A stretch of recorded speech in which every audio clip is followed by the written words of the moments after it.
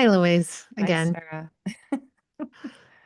Well, here we are for chapter 4, Trauma and Recovery of the Adoptee's Journey from Healing and Trauma, from Loss and Trauma to Healing and Empowerment by Cameron Lee Small. Yeah. This was a doozy of a chapter, wasn't it? Woo. Trauma and recovery. I'm like, okay, hold on tight here. He There's had a, me very crying at the end with yes. that. I mean, it was I, just so sad. Because oh, he came to America when he was 3, so he'd had yeah. those first 3 years. I mean, that is just devastating. He had a erasure of his past, really. I mean, Yeah, having a and just past and like just, plopped into some small town in Wisconsin, oh, you know. reminds me of John from season 1, actually. Mm-hmm. Your friend John that you live by. Yeah. I know. Who And I just saw recently. I know. We love, hi, John. There's a little quote right at the beginning. He has two quotes, but this one I'm sure Hmm. hit you too. The conflict between the will to deny horrible events and the will to proclaim them aloud is the central dialectic of psychological trauma. When the truth is finally recognized, survivors can begin their recovery. Judith Herman. Well, the first one got me too. How gorgeous it Mm. all is until one draws back the locks of flowers and finds the poisonous seeds at its Oh, core. right. Jen Wills. Yeah, I mean, that was the boom. You open to this Right. chapter and that's He's what you good. read. And This book is just so it's good. yeah, and it's really what he's really getting at is until you face trauma, the whole Mm-hmm. chapter, you can't deal with trauma. And Exactly. to deal with it is it's like putting the light on something, and it may be hard, it may be difficult, but you'll actually get better from that, Yes. which Well, a I lot mean, of I people think don't. once you actually face it, Yeah, you either run and hide or you get better. I mean, it yeah, seems like those are the only two yeah. outcomes, right? He did say, I like that he has in here from the American Academy of Oh, right. Pediatrics states, and this probably wasn't in our time. I don't know. I'd love to go back and see. Me. Assume that all children who have been adopted or fostered have experienced trauma. Yeah, right there. Yeah, That's got to be newer. That has got to be newer dialogue. And we got to look that up because I'm so glad that they have that, to be honest. I was I know. surprised. I was really surprised.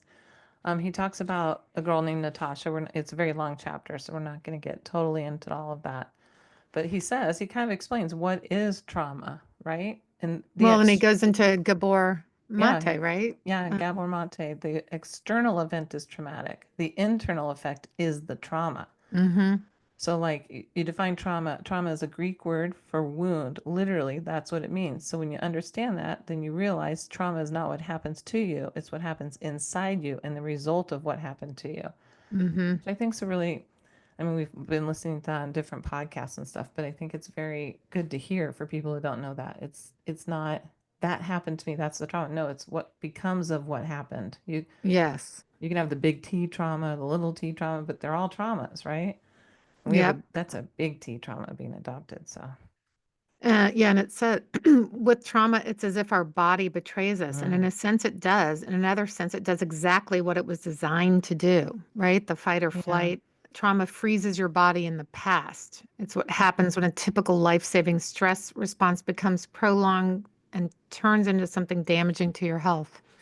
yeah. So many adoptees have, well, and then there's been other, kind of Oh, misdiagnosis too of the ADHD yes. stuff. Yeah, he really gets into something that we haven't talked a lot about is the brain nervous system Mhm. with trauma. Like, we do know the body keeps the score. He even mentions that book and everything, but the brain shuts down and becomes different. It's hypervigilant. It can't handle information the way other babies would be handling information, or in his case, a 3-year old. So you literally it rewires your brain, which Yeah, and he gets into that.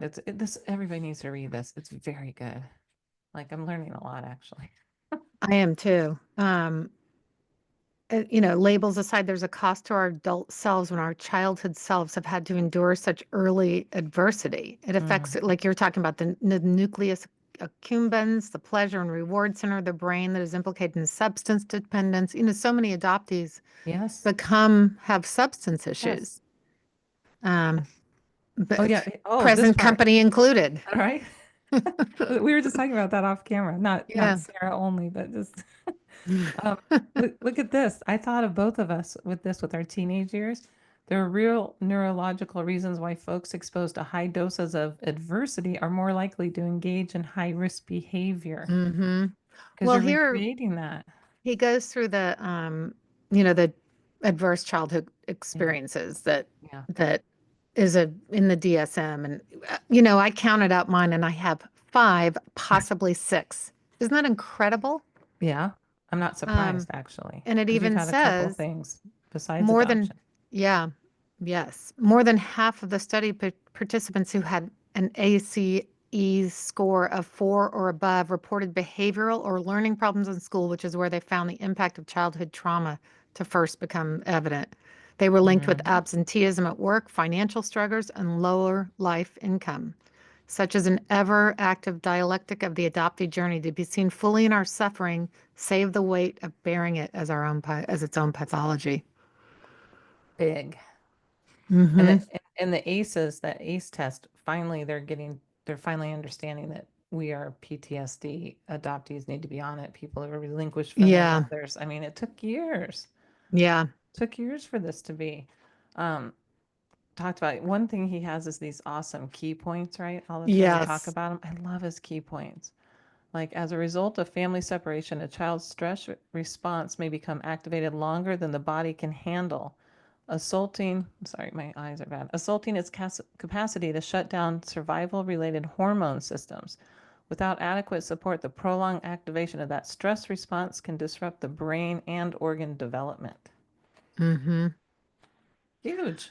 What I really like about this book is that he's so empathetic to the Yeah. reader, right? He's saying this might be hard to read. Yes. Here's things you can do. Like I keep saying, it's a workbook, It but is. he's very mindful of the people reading and how painful Yeah. it is to hear this. And you might not necessarily, people that are reading it might not be in the place that we are, right? No, That right. I thought about all these that. years later. So it could be kind of shocking. What if this was the first book you ever picked up? So he's so Right. gentle in it and so understanding and so kind. It gives like a little trigger warning in part of it, like this might be hard for you to go on. Take a Yeah. break. And he's also writing it for the Christian community, which I think Yes. it's like if I'm going to send this to my cousin who's a minister because Yeah. I think it's important what he's doing. Not popular. Right. Not popular. Not popular. And it does, where one of the key points trauma survivors struggle to tolerate and sit and feel Mm, safe in the world as it is because their brain thinks it's still in the event as it was. Traumatized people don't feel safe in their bodies. Thus, the goal of safety is a priority. yeah.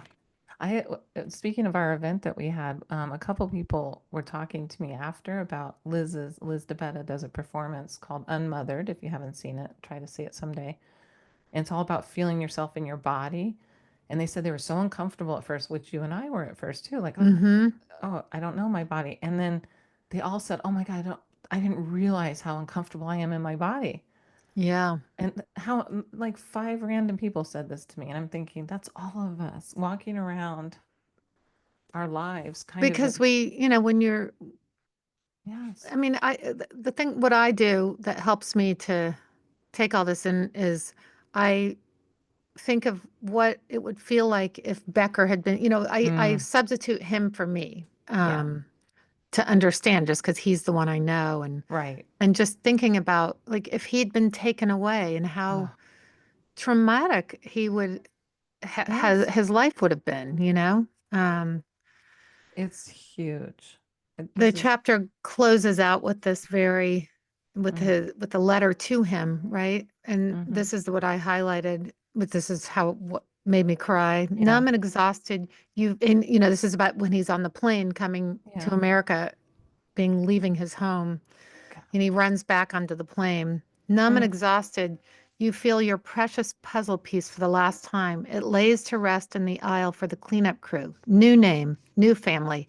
You're buckled into a red Volvo and driven 4 hours to a place in the middle of Wisconsin, home to about 2,500 people, and now you.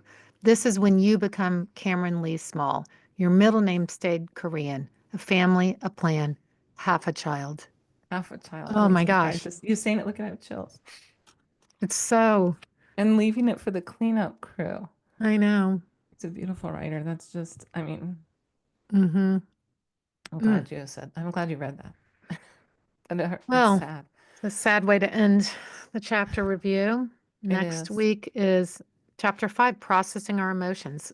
See, it's just so perfectly laid out It is. It's and perfectly so laid out. thoughtful. I love this book.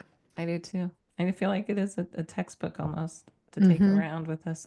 Next we have on Michael, who you know. Yes. He's a Yes. local Kansas City, and I He's a met him local too. Kansas City, and you met him too. Yeah. All So right. Well, we'll see you in a minute. see you in a minute.